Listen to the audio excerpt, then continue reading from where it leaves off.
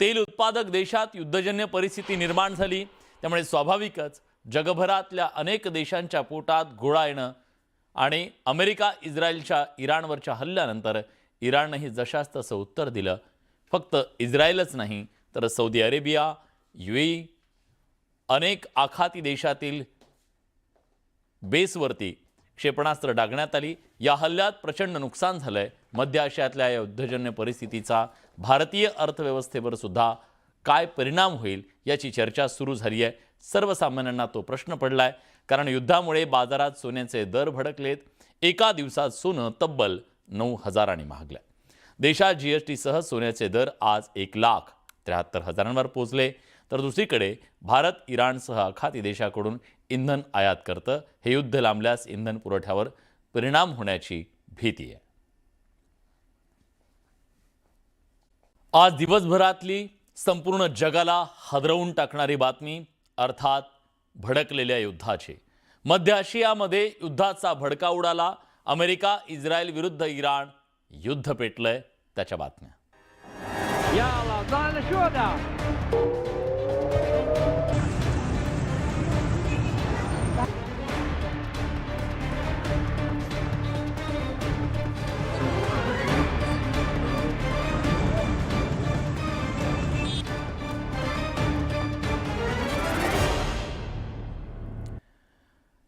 America आणि इस्रायलनं इराणवर तुफान हल्ला चढवलाय. संयुक्तरित्या त्यांनी ही कारवाई केली आहे. तर इराणनंही त्या दोघांवर जोरदार पलटवार करत तब्बल 7 देशांवर हल्ले केले. इराणला रशिया आणि तुर्कीची रसद मिळू शकते, त्यामुळे 3 देशातील युद्धामुळे जागतिक महायुद्धाची भीती निर्माण झाली आहे.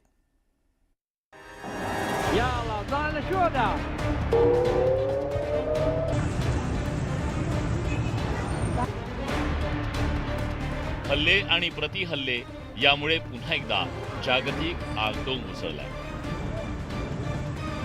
इस्रायलनं इराणवर प्रीएम्प्टिव्ह हल्ला केला.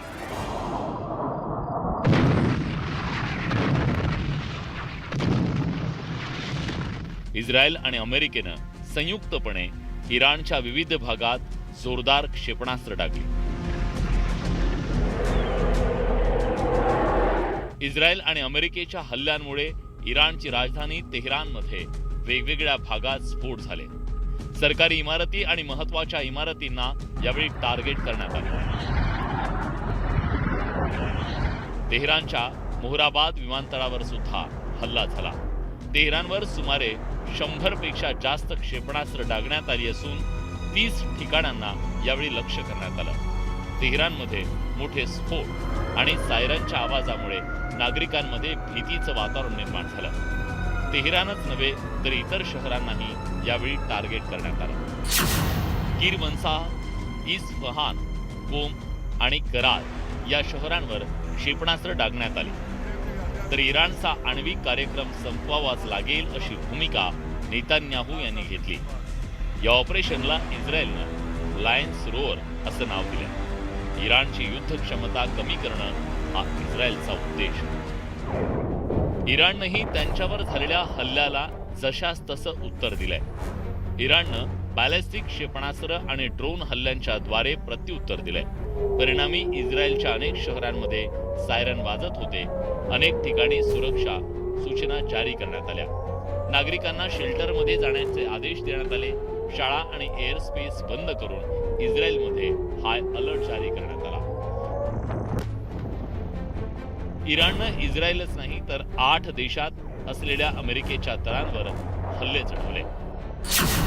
UAE, Qatar, Kuwait, Bahrain, Saudi Arabia, Iraq आणि जॉर्डनमधील अमेरिकन तळांवर निशाणा साधला गेलाय.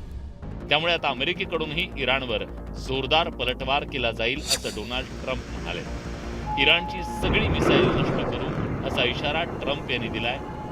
इराण कधीही अणुबॉम्ब बनवू शकत नाही, आम्ही आमचं वचन पूर्ण केलंय असं वक्तव्य ट्रम्प यांनी केलं. अमेरिका आणि इस्रायलनं इराणवर केलेल्या हल्ल्यामागची रणनीती समजून घेऊया. इराणचा अणु कार्यक्रम रोखणं, इराणकडून संभाव्य मोठा हल्ला होण्याची शक्यता होती. इस्रायलच्या गुप्तचर यंत्रणेकडून इराण हल्ल्याची तयारी करत होता, त्यामुळे पहिला वार करण्याचा निर्णय घेतला गेला.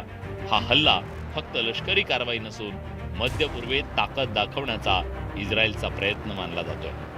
अमेरिकेनं इराणला अणु कार्यक्रम थांबवण्याचा इशारा दिला, पण इराणनं त्याकडे साफ दुर्लक्ष केलं. इराणची वाढती अणुसिद्धता रोखणं हा दोन्ही देशाच्या रणनीतीचा भाग आहे.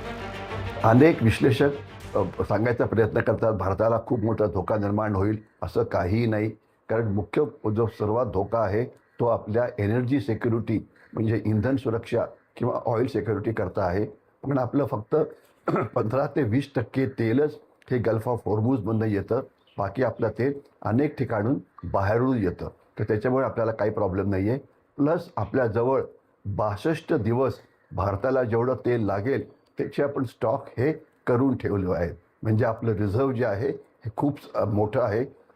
जर हे युद्ध वर्षभर चाललं तर गोष्ट वेगळी, अदरवाईज काही प्रॉब्लेम नाही आहे. इराणच्या मित्र देशांनी या युद्धात उडी घेतली तर त्याला तिसऱ्या जागतिक महायुद्धाचं स्वरूप येऊ शकतं. त्यामुळे संघर्षाचे परिणाम केवळ मध्य पूर्वेपुरते मर्यादित राहणार नाही. तेलाच्या किमतींमध्ये मोठी वाढ होईल, जागतिक शेअर बाजार कोसळतील आणि सगळ्यात मोठा धोका म्हणजे अणुयुद्धाच्या शक्यतेनं आंतरराष्ट्रीय तणाव वाढू शकतो. एकंदरीत मध्य पूर्वेतला संघर्ष आता निर्णायक टप्प्यावर पोहोचलाय. इस्रायल आणि अमेरिकेची संयुक्त कारवाई, त्याला इराणचं प्रत्युत्तर, त्यामुळे पुढील काही दिवस अत्यंत महत्त्वाचे ठरणार आहेत. संतोष गोरे, न्यूज 18 मराठी.